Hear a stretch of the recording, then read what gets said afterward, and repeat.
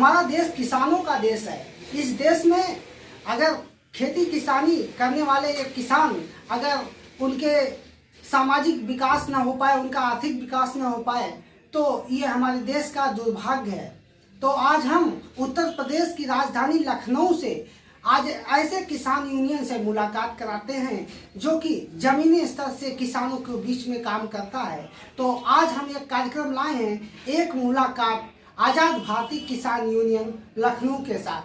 तो इस कार्यक्रम में हम मिलते हैं सीधे राष्ट्रीय अध्यक्ष अजीत आज़ाद जी हैं इसके राष्ट्रीय अध्यक्ष।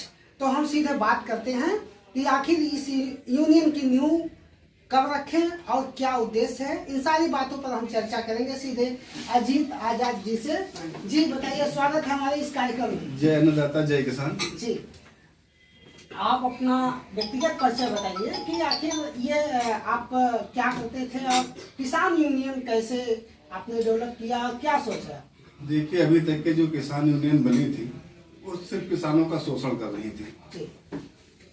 अब आज का समय है कि हम सब किसान भाई एक बैनर तले आ चुके हैं सरकार के 3 बिल के खिलाफ। लेकिन किसान यूनियन का जो हमने इसकी नींव रखी वो किसानों के उद्धार के लिए रखी।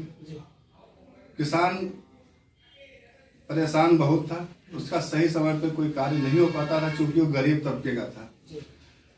गरीब तबका होने के नाते उसकी कोई सुनता नहीं था।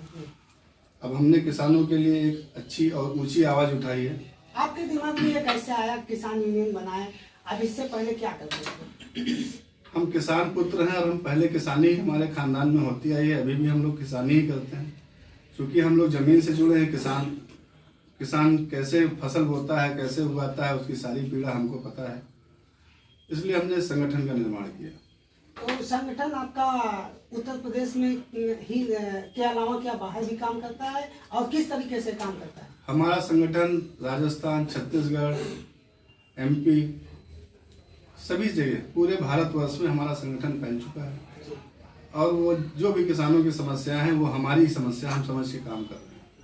तो किसान अन्नदाता है, ऐसे में जिस कड़ाके ठंड में वो अपने खेतों में रहता है, बड़े बड़े लोग जो उद्योगपति हैं उनके फसल को लेते हैं और बेचते हैं औने पौने दाम पर, ऐसा किसानों का कहना है। तो इस बारे में क्या आपने सर्वे किया है, क्या सही बात है? ये बिल्कुल सत्य बात है।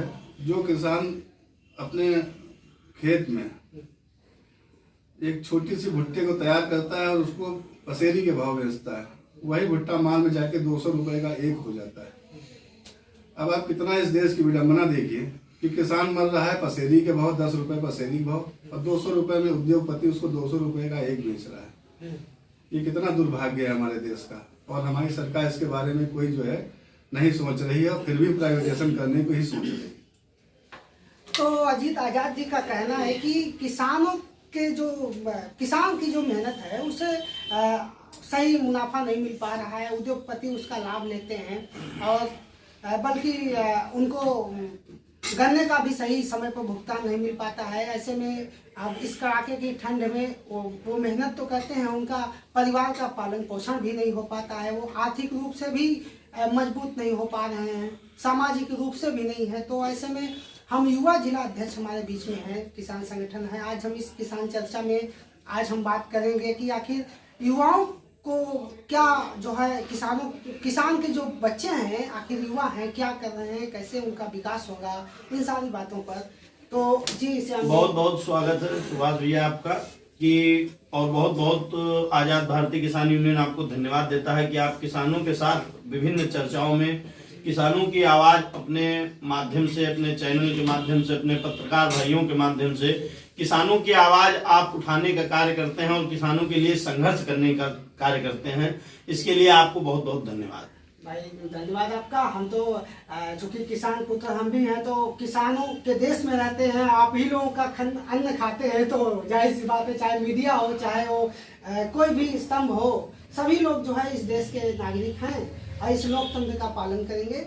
इस लोकतंत्र में किसान कहाँ खड़ा है, आखिर किस तरीके से? देखिए, मैं आपको बताना चाहता हूँ, भारत एक कृषि प्रधान देश है और जैसे मैं युवा अध्यक्ष होने के नाते आपने बहुत अच्छी बात की कि युवाओं में किसानी का क्रेज एकदम खत्म होता जा रहा है।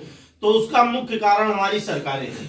क्योंकि आप विचार करिए, किसान अपने खेत में अपनी फसल को उगाता है, अपने परिवार बच्चों को छोड़कर अपने खेत में, जैसे आपने कहा इतनी ठंडी में किसान पानी लगाता है खेत में, खेत की सिंचाई करता है, बुआई करता है, गुड़ाई करता है, इतनी ठंडक में, और बड़े बड़े उद्योगपति हमारी फसलों का फायदा उठाते हैं।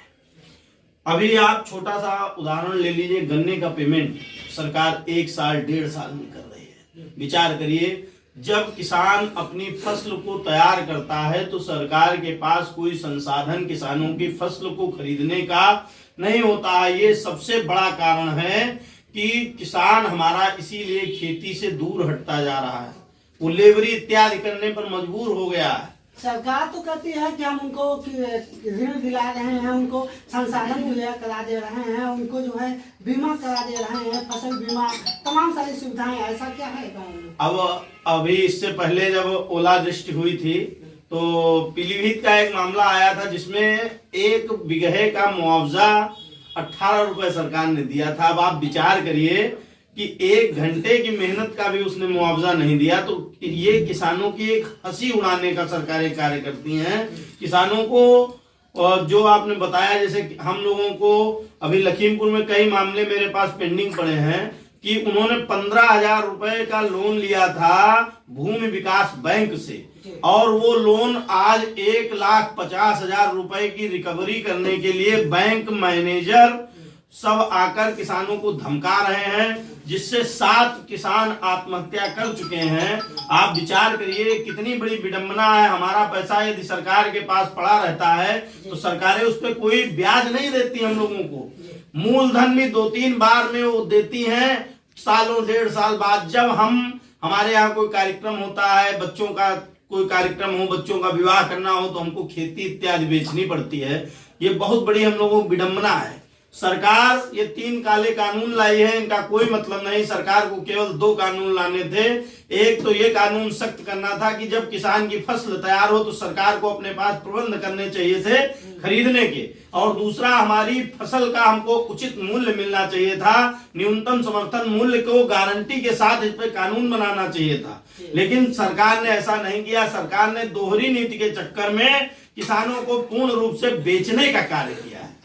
सुप्रीम कोर्ट ने इसको संज्ञान में लिया है कि अब इस पे विचार विमर्श करके ही काम करना चाहिए, कानून लाना चाहिए। ऐसे में किसान अब क्या आंदोलन पर उतरे हैं या कुछ नरमी बरत? देखिए, मैं सुप्रीम कोर्ट का बहुत सम्मान करता हूं, लेकिन ये कोर्ट ने तो अपने हिसाब से सही किया, लेकिन सरकार की दोहरी नीति में कोर्ट ने जितने हमारे आंदोलनकारी किसान थे, 40 किसान संगठन जो मुख्य भूमिका निभा रहे हैं, इसमें उस समिति में एक भी किसान को नहीं रखा गया है। उसमें केवल सरकार के ही चाटुकारों को रखा गया, उन्हीं के दलालों को रखा गया है।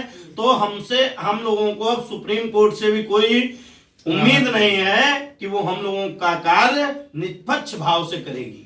भाई, देश हमारा लोकतंत्र पर है टिका, और लोकतंत्र अगर हमारा लोकतंत्र की हत्या हो जाए तो हमारा ये सिस्टम बेकार हो जाएगा। हमारा संविधान है, बाबा साहब ने संविधान बनाया है, संविधान के तहत काम होना चाहिए। जैसा कि आप लोग कहते हैं कि इस लोकतंत्र में हाई कोर्ट, सुप्रीम कोर्ट की भी नहीं चल पा रही है, क्या ऐसा है सरकार? बिल्कुल आप सत्य कह रहे हैं भैया। इस कोर्ट में किसी की सरकार में नहीं चल रही है। इस सरकार में कोर्ट ने तो अच्छा निर्णय दिया है, उसने एक टीम गठित करने के लिए कहा, लेकिन उस टीम में क्या हमारे किसान भाई वास्तव में जो किसान हैं वो एक भी हैं? जितने बीजेपी के प्रवक्ता अच्छे अच्छे भाषण मैकों पे दे रहे हैं, जनता को केवल गुमराह करने का कार्य कर रहे हैं, वो अगर उनसे पूछा जाए कि 1 बीघे फसल बोने में कितना बीज और कितना पानी लगेगा, यदि कोई बता दे तो मैं मान जाऊंगा। किसी को किसानों की चिंता नहीं है, ना कोई किसान है। जितने प्रवक्ता हैं सब बैठ के अच्छे अच्छे भाषण दे लेना जानते हैं, बस जमीनी हकीकत पे कोई कार्य नहीं करना चाहता। ये बीजेपी की गवर्नमेंट है। और मैं आपके माध्यम से पूछना चाहता हूं कि धान का समर्थन मूल्य इस समय 1878 रुपए है। क्या एक भी किसानों का 1878 रुपए में धान बिका? नहीं बिका। 1100, 900 में धान बेचने के लिए किसान मजबूर है। तो ये सरकार की नीति है, केवल सरकार किसानों का शोषण कर रही है। तो क्या कांग्रेस के राहुल गांधी जी जो किसानों के बीच में जाते हैं, क्या किसान के खेती किसानी के बारे में जो है अच्छी तरह से जानते समझते हैं, लेकिन किसानों का दुख दर्द जो है नहीं समझ पा रहे हैं लोग, तो क्या कांग्रेस के राहुल गांधी जी नहीं, राहुल गांधी से भी हम लोगों को कोई उम्मीद नहीं। राहुल गांधी जी भी वैसे ही हैं। राहुल गांधी की इससे पहले सरकार थी, उन्होंने किसानों का कोई भला नहीं किया, थोड़ा बहुत किया भी। और अब आपके माध्यम से मैं ये जानना चाहता हूं, 6 साल हो गए हैं, मोदी जी ने कहा था मैं किसानों की आय दोगुनी कर दूंगा। आप बताइए किसान को किस चीज में किसानों की आय दोगुनी हो गई? किसानों के खर्चे जरूर दोगुने हो गए। जो डीजल 55 रुपए में था वो आज 70-75 रुपए पहुंच रहा है, और किसानों की आय कहां से दोगुनी हो गई? क्या किसानों के लिए इन लोगों ने किया? बीज आप लेने जाए उस पर 12% जीएसटी, ट्रैक्टर ट्राली लेने जाए 28% जीएसटी, कीटनाशक दवाइयां लेने जाए उसमें 18% जीएसटी। और जब किसान की फसल बिकती है क्या उस पर 1 पैसा जीएसटी मिलती है? किसानों को नहीं मिलती है। आप लोगों को ये मुद्दा उठाना चाहिए। जब हम किसानी के संबंधित कोई भी वस्तु खरीदते हैं तो उसको हमको मैं पेमेंट जीएसटी के साथ करना पड़ता है, और हम जब अपनी कोई फसल बेचते हैं उस पर जीएसटी क्यों नहीं? ये मुद्दे की बात है।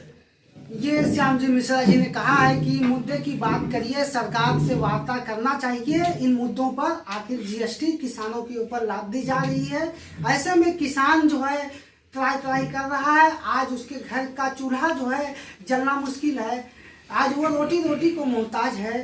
तो जब किसान ही अन्नदाता है और रोटी को मोहताज है, तो फिर इस अध्यादेश का क्या वजूद रहेगा? तो सरकार को जरूर इस पे विचार करना चाहिए।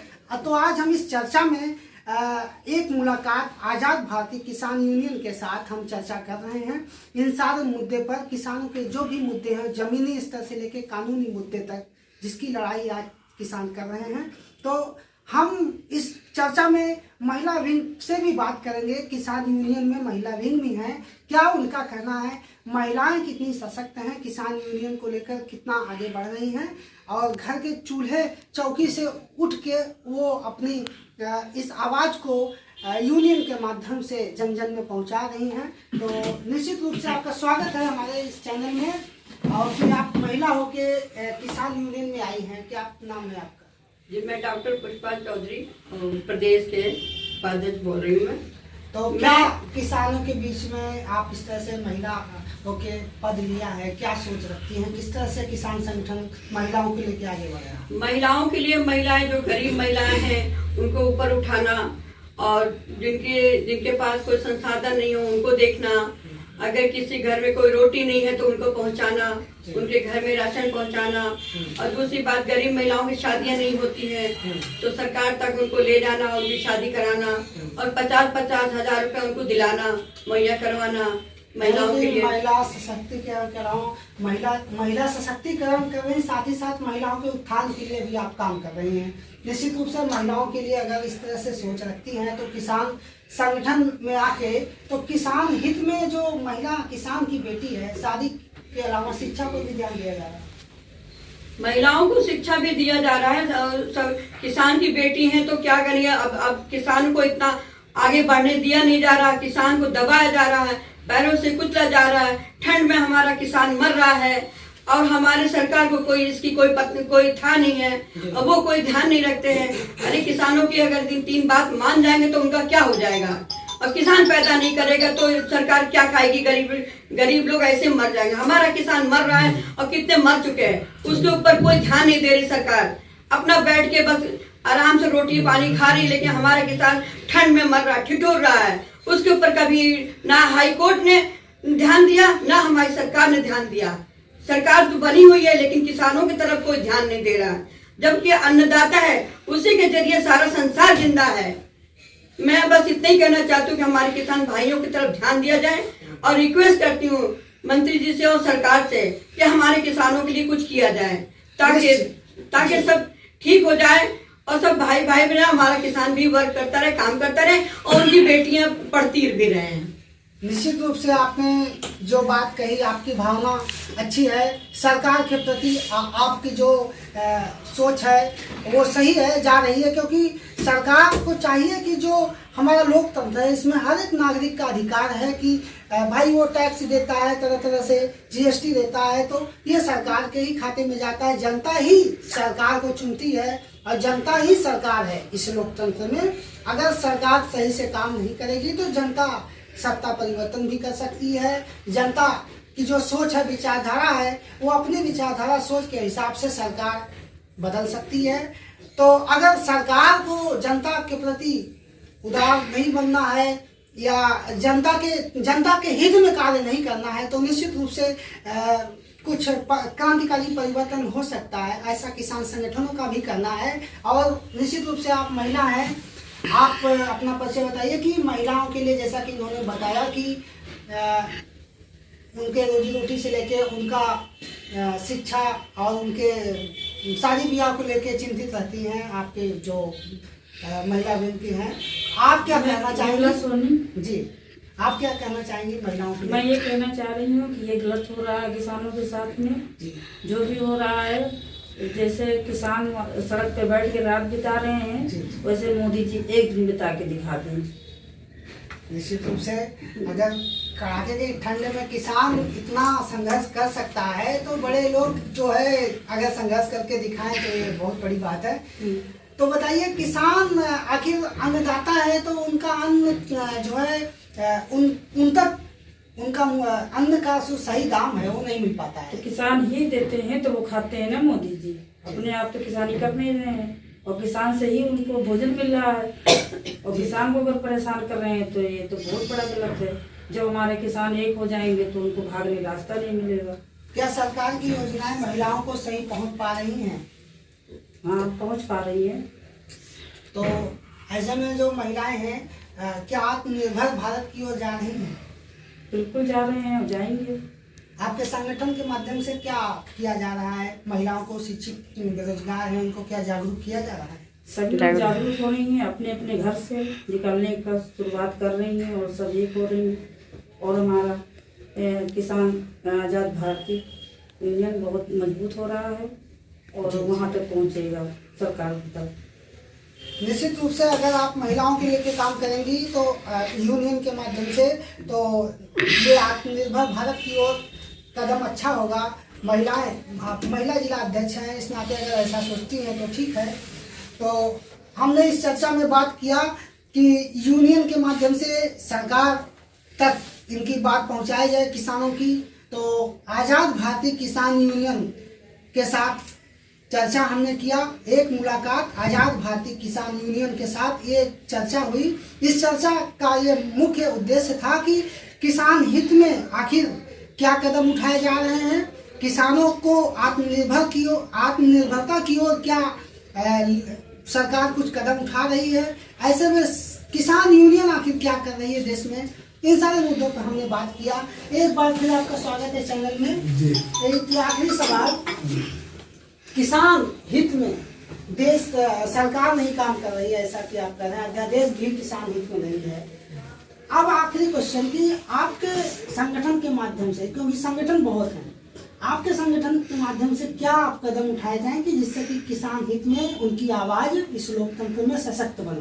सबसे पहली बात, हमारा 60 किसान अभी तक मर चुका है, कोई मंत्री नेता उनके परिवार को कोई दिलासा दिलाने तक नहीं पहुंचा। कितनी गलत बात है कि मोदी सरकार में कोई भी मंत्री आज तक ये पूछने नहीं गया कि आपका आदमी कैसे मरा, ये 10,000 5,000 रुपए रखिए और अपने घर का खर्च चलाइए।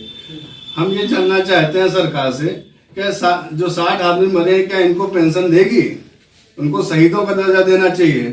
एक हमारा जवान मर रहा है, एक हमारा किसान मर रहा है, नेता अपना बैठे ऐश कर रहे हैं, हेलीकॉप्टर से घूम रहे हैं, वो दौरा कर रहे हैं, कहाँ पे क्या हुआ। अरे तुमको जाना है तो पैदल जाके देखो, जैसे हमारा किसान बगैर चप्पल के इतने जाड़े में पानी लगा रहा है, उसके पैरों की उंगलियां सड़ गई हैं। एक मंत्री वहां पे जाए और देखे जाके कि किसानों का क्या हाल है। 26 जनवरी आ रहा है, सब तैयारियां चल रही हैं और वहीं हर एक किसान के जो घर से हैं एक सदस्य, 2-2 सदस्य आज सेना में है, पुलिस में है। ऐसे में क्या किसान यूनियन 26 जनवरी का पालन करेगी। 26 जनवरी को अगर ये सरकार मांगे नहीं मानती है तो ट्रैक्टर रैली होगी और तिरंगा जो है मोदी जी वहां फहराने जाएंगे। वहां सब ट्रैक्टर और ट्राली हमारा किसान लाठी डंडों से होगा और कुछ वहां पे नहीं होगा इस बार।